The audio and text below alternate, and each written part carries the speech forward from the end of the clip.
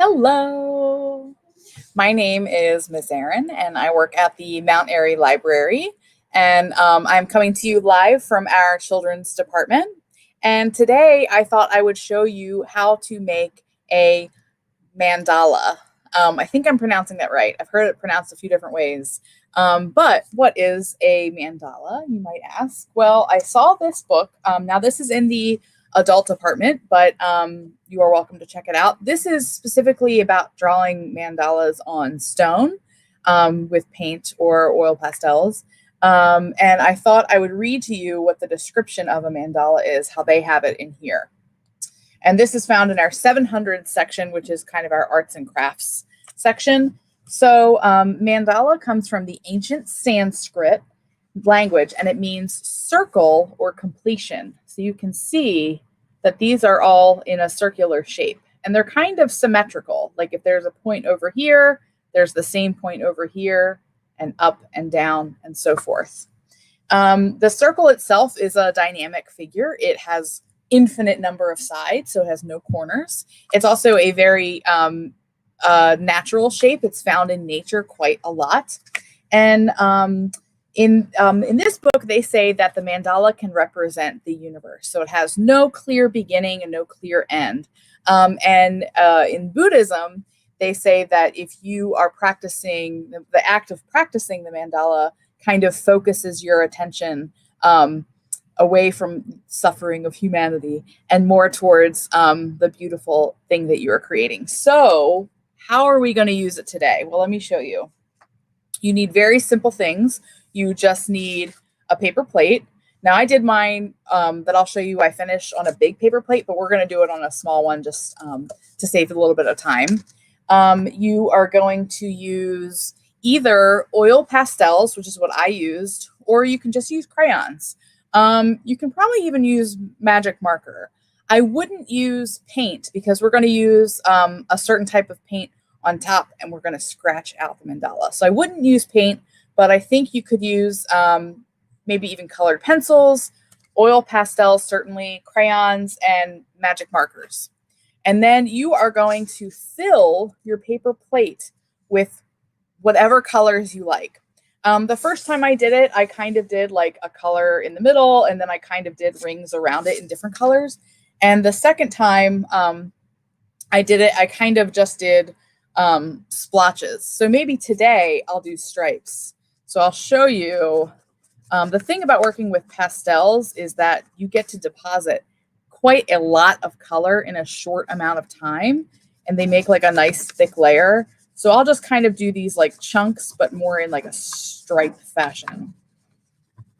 And it really doesn't matter because what we're going to do actually is we're going to put paint on top of it and then scratch it out. So you'll just be revealing colors underneath. So it doesn't kind of matter in which direction you want to go. So I did my first little stripe in orange. Now I'm going to go with like a light blue.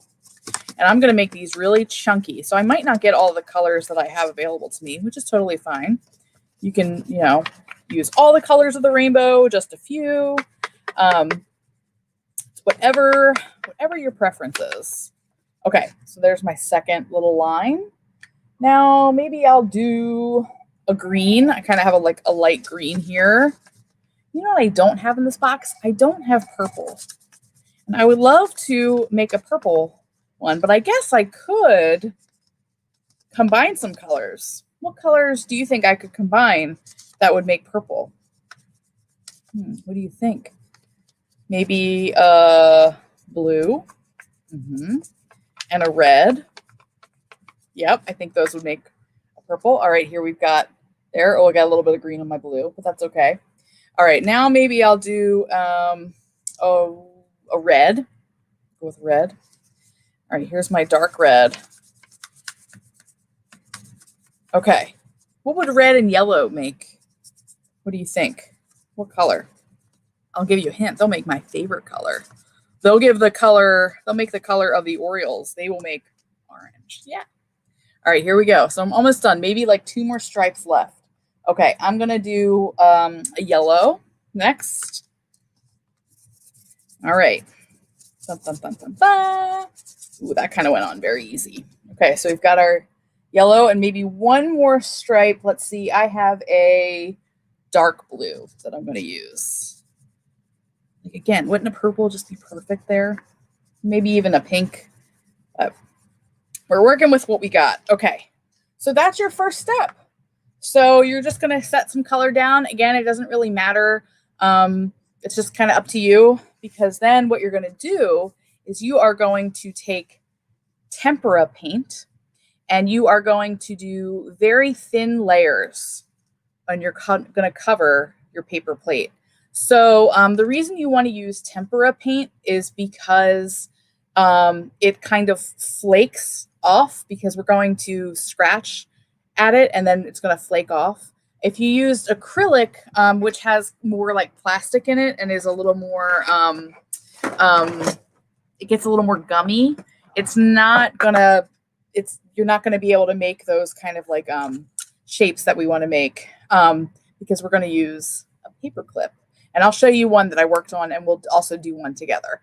I don't know that the one that we make today will dry in time, but I'm going to show you how you're going to lay down your tempera. So you could use a regular brush.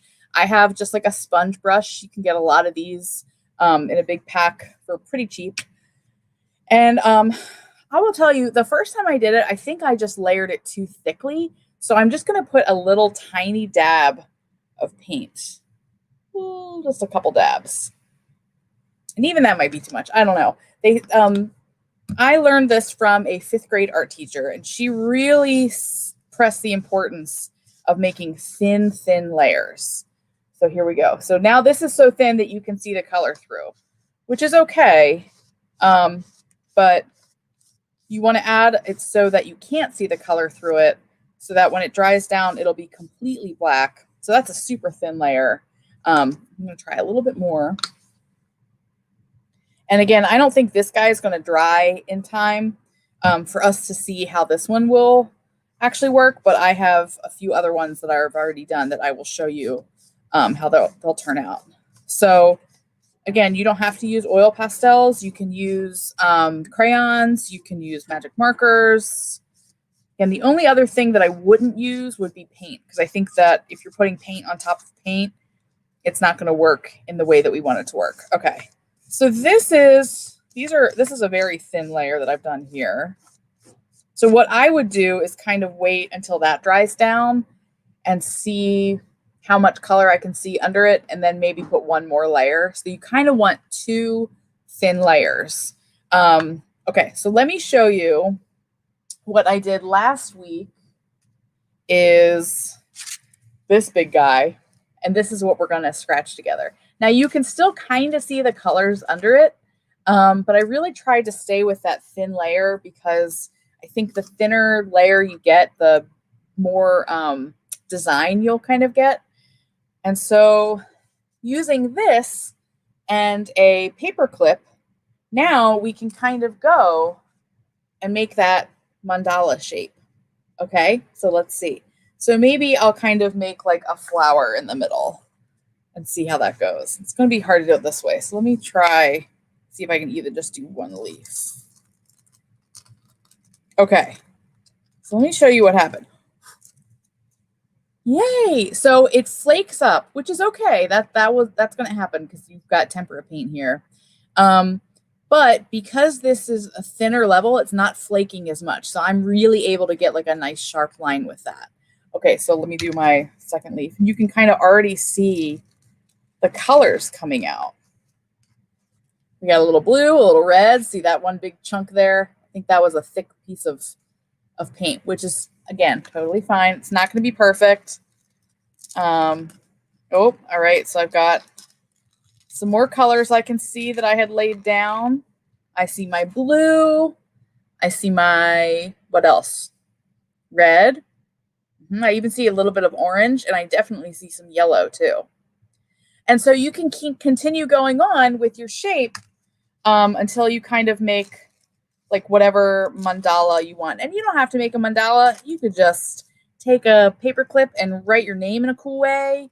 You can do whatever you like. But I am warning you, this does get a little messy because it all flakes off.